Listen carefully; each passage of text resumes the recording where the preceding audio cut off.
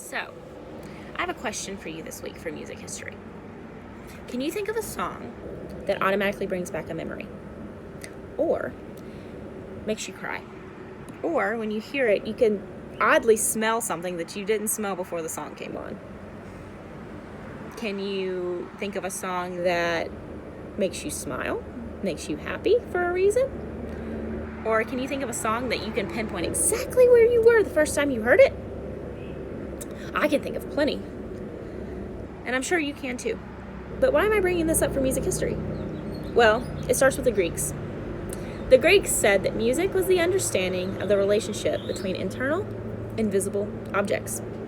But what are internal and visible objects? Well, internal and visible objects are emotions, ideas, thoughts, feelings, anything inside of us that we can't see and that we sometimes don't understand. So, the Greeks said that there was a relationship between those things and that music helps understand that. So, back to my original question, when you think of that song or when you hear that song helps connect your thought, your memory, to a feeling. So, like, when I hear Sweet Caroline, I think of my dad singing as loud as he can on Father's Day before church, Sweet Caroline. And then I smile, and it makes me happy because that was a fun time. But I hear other songs, and they make me sad, and they make me want to cry. But why is that? It's because music is used as a survival tactic. Music connects all of these things inside of us without us knowing it. And I'm going to tell you a story today about how somebody used music as a survival technique, as a way to get through something that was really, really tough. And why it is so important that we remember this. So, in 1940, the world was at war. And there was this man who wrote this piece called the Quartet for the End of Times. And some people would say that that is one of the most profound compositions ever written. So it was written by a man named Oliver Messiaen. And when he was 31 years old, France, he was a French composer, France entered into war with Nazi Germany. And in June of 1940, he was captured by Germany, put on a cattle car, and sent across the country to a concentration camp. Now, while he was there, he met 3 other musicians, a cellist, a violinist, and a clarinetist, and a prison guard who showed sympathy upon them. So he gave Messiaen an area that he can compose in and paper that he could write his music on.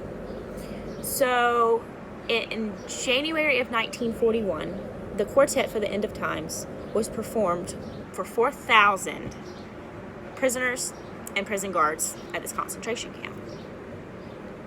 And it is one of the best compositional masterworks in his entire career. So, knowing what we know about concentration camps, how awful they were, why would anybody in their right mind care about music or art? There was no energy for people to find food or water. There was no hope. There was no money. People were trying to escape torture.